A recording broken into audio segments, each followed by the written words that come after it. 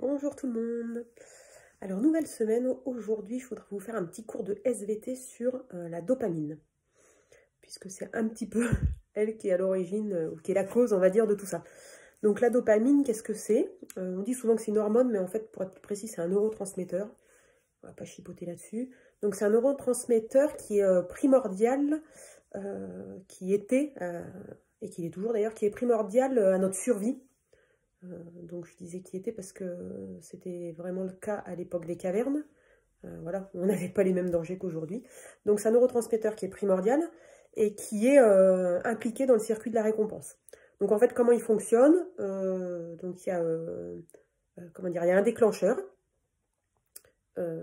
qui engendre une action. Une fois que cette action est réalisée, donc il y a la récompense, shoot de dopamine. Et puis après, il y a un renforcement, un apprentissage. Donc par exemple, à l'époque des cavernes, on cherchait, l'homme des cavernes cherchait de l'eau, avait soif. Donc le déclencheur, c'est que il avait soif, donc il fallait qu'il trouve de l'eau. Une fois qu'il avait trouvé l'eau et qu'il avait bu, l'action, donc la récompense, c'était qu'il il n'avait plus soif, donc il se sentait mieux et il se sentait plus atteint dans sa vie. Voilà, il n'était plus en danger. Et puis le renforcement, c'est le fait de se souvenir où était ce point d'eau pour les prochaines fois. Voilà, donc il y retournait, il y retournait, il y retournait. Donc c'est comme ça que ça fonctionne en fait, ce qu'on appelle le circuit de la récompense. C'est pas exactement... Bon, je trouve que c'est un peu... le terme est pas terrible, mais voilà, c'est comme ça que ça fonctionne. Et c'est comme par exemple, si vous avez un chien, par exemple, c'est vous voulez lui apprendre à donner la patte. Bah voilà, c'est exactement la même chose en fait. Vous lui donnez un gâteau chaque fois qu'il donne la patte. Lui, il est récompensé et il comprend en fait dans sa tête que chaque fois qu'il donne la patte, il a un gâteau. Voilà, bon, le parallèle. Donc nos besoins en fait, au jour d'aujourd'hui, nos besoins primitifs et nos besoins de survie sont toujours les mêmes.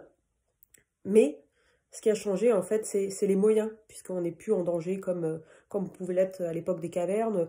On a, à manger à profusion, enfin pour la plupart d'entre nous, on a un toit sur notre tête, on est chauffé. Voilà, donc les dangers en fait de survie et de sécurité et de besoin d'appartenance, les besoins, pardon, sont toujours les mêmes, mais ils sont plus satisfaits de la même façon.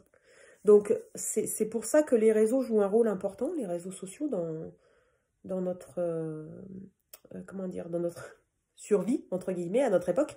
C'est-à-dire qu'en fait, sur les réseaux sociaux, il y a deux façons d'agir. C'est soit on est acteur, donc on publie, et notre récompense, donc dans le circuit de la récompense, notre récompense, c'est les commentaires des gens, les likes, les repartages, les je ne sais quoi, voilà, les nombres de vues, par exemple.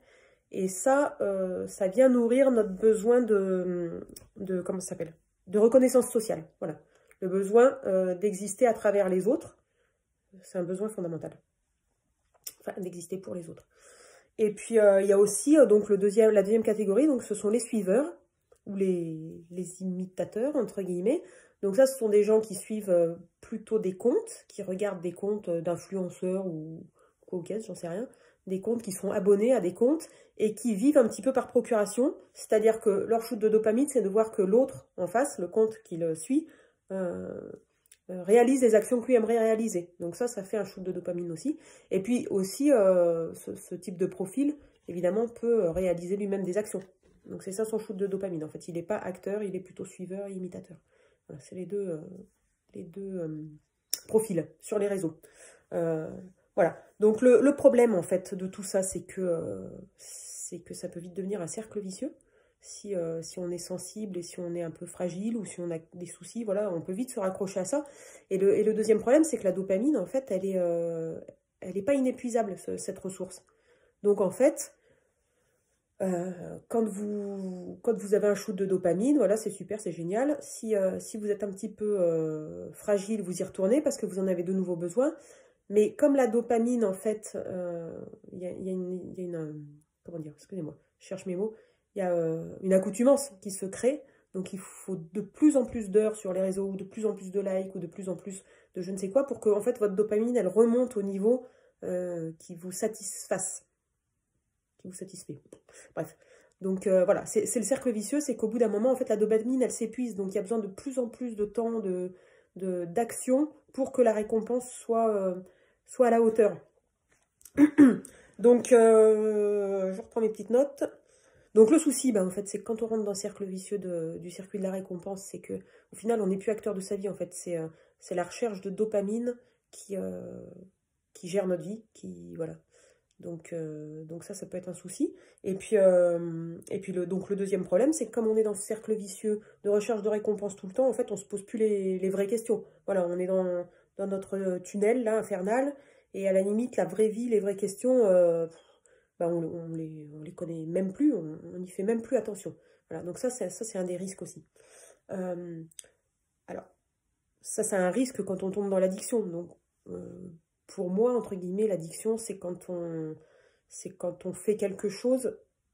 Donc, pour parler des réseaux, c'est par exemple, c'est quand on va sur les réseaux sans aucune raison. On y va par habitude, en fait, par réflexe. Des fois, on est dessus et on sait même pas pourquoi on y est allé. C'est aussi quand on continue à y aller et qu'on y reste des heures et qu'au final, quand on coupe, eh ben, ça nous a rien apporté. Mais c'est pas grave, on y retourne. Voilà, ça pour moi, c'est des formes d'addiction. Et puis c'est aussi, voilà, quand on n'a pas forcément de plaisir. C'est un petit peu comme une addiction, en fait, une autre addiction, par exemple l'alcool, qui est une addiction très connue. On a besoin, donc c'est ce que je vous disais, en fait, on a besoin de plus en plus d'alcool pour avoir les mêmes effets. Même si on sait que les effets secondaires et qu'une fois qu'on aura consommé, ce sera bof, c'est pas grave, c'est plus fort que nous, on est obligé d'y aller. Voilà, donc ça, c'était pour faire une petite parenthèse sur l'addiction. Donc ce que je voulais vous dire, c'est que la dopamine, en fait, elle est responsable, entre guillemets. Ça dépend aussi des profils. Il y a des profils plus ou moins sensibles. Donc, il y a des millions de personnes qui vont sur les réseaux sociaux et qui ne sont pas accros et qui y vont 10 minutes par-ci, 1 heure un jour et puis pas pendant 3 jours. Voilà, en fait, c'est pas une fatalité. Mais pour réussir à faire machine arrière, en fait, il faut travailler sur sa dopamine. Voilà, bon, j'espère que j'ai pas été trop longue et que j'ai été assez claire. On se retrouve mercredi, je vous donnerai 2-3 petites astuces pour commencer à enclencher la machine. Et évidemment, vendredi, un nouveau challenge. Allez, bye bye!